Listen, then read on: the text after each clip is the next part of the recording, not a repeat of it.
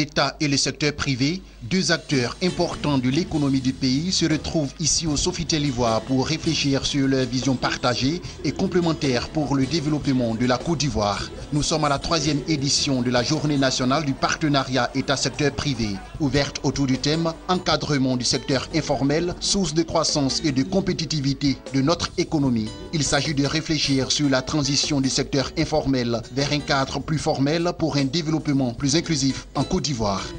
En général, nous voyons au niveau du secrétariat que les opérateurs se plaignent beaucoup de la pression fiscale. Mais la pression fiscale, vous avez entendu pendant les allocutions qu'il y a très peu d'opérateurs qui participent à l'effort fiscal qui permet de financer le développement. Donc on s'est dit qu'il faut qu'on vienne regarder un peu le secteur informel qui doit vraiment enrichir l'assiette fiscale pour que la pression soit moins forte, pour que la pression soit élargie sur l'ensemble des opérateurs. Je pense que pendant cette journée, les opérateurs ont l'opportunité de côtoyer des directeurs d'administration qui n'ont pas l'habitude de voir et de discuter dans un cadre beaucoup plus convivial. Je pense qu'au sortir d'ici, chacun sera rassuré que c'est ensemble qu'on doit avancer. La JNP 2017 a débuté avec une conférence inaugurale qui a décliné les réformes clés du gouvernement visant le développement du secteur informel. Une réalité duale se dégage de l'analyse de l'économie informelle, à savoir une activité informelle de subsistance qui fait office de filet de sécurité face à l'insuffisance de l'offre d'emploi du secteur formel. Une activité informelle générant d'importants revenus, semblables aux entreprises formelles en termes de volume de vente et de niveau d'activité, mais aux méthodes de gestion et d'organisation similaires à l'informel de subsistance. Les principaux enjeux de leur migration vers le formel sont à la fois sociaux et économiques. Ces enjeux concernent la création d'emplois de qualité, bien rémunérés et respectant les droits sociaux des travailleurs. À la suite du Premier ministre de Côte d'Ivoire, le président de la Confédération générale des entreprises de Côte d'Ivoire, ce jeudi, Jean-Marie Aka a salué l'impact des réformes de l'État sur le secteur privé. Il n'a pas manqué de relever les attentes des entreprises.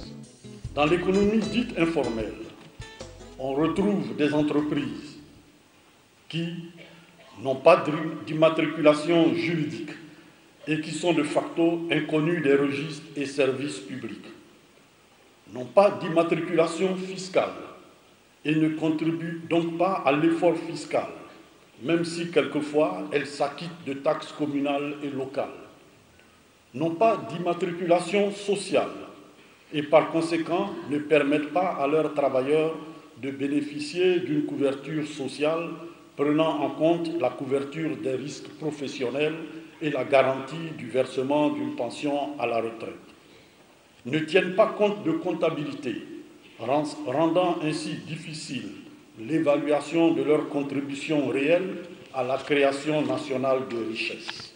Que le développement économique de notre pays ne peut se faire sans exploiter de façon optimale l'énorme potentiel de création de richesses et d'emplois que représentent les entreprises dites informelles.